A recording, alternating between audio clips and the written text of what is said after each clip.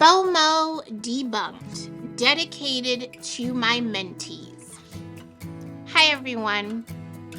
So, this year, more than once, I would get unsolicited messages in my DMs asking me why I wasn't at that event, or something like, "Oh, surprised I didn't see you there." Now we know what's really going on. Implied in these nosy questions is the hint that someone has greater relevance because they are on the list or they are seen, and that you must not be in or relevant or cool.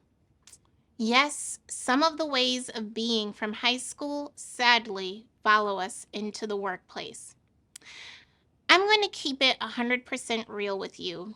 Admittedly, sometimes this frustrates me because who doesn't want to be invited to the party? And with the influx of social media, who doesn't need, or perhaps better said, crave more content of themselves behind the scenes with a custom or high quality branded backdrop, the latest photo booth, or the boomerang of their drinks with the oh so natural close together, and then the strategically placed smile, smirk, or laugh? FOMO is a real and alive concept, but the other truth is that FOMO is not a reliable strategy for business or career development. So rather than dwell on where you weren't or aren't, I would like to offer some insight on how you might reframe networking. First, with each networking event you weren't invited to, answer this question: in the absence of this event, I will implement this business or career development tactic. Now, there are plenty of events that I'm not invited to, and honestly, I have used that time to write more, which has served me well since now I offer script writing services at LaJoy Plans. Or here's a really crazy and novel idea: you could just rest and recover, because if you are running a business, it means that your version of busy is on the way. The busyness of work hits all of us. For networking events you would like to explore, I want you to seriously evaluate these opportunities by reflecting on these two statements. First, I can build these relationships. And second, I will refine these skills.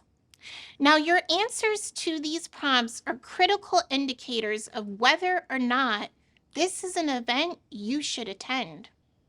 The reality is that all industries are in the relationship business.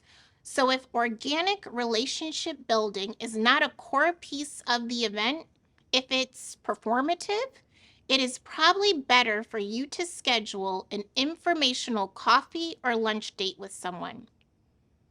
Here's the truth: everyone, and I do mean everyone, is looking for professionals who have an appetite for learning. So if your networking event does not add to your skill set, then I would advise you to seek out the networking opportunities that elevate you.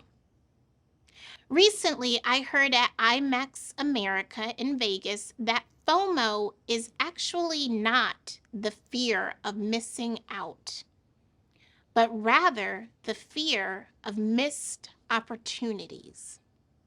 So, as you build your career, remember this: trends are temporary, but relationships are the bedrock of networking, access, promotions, and so much more.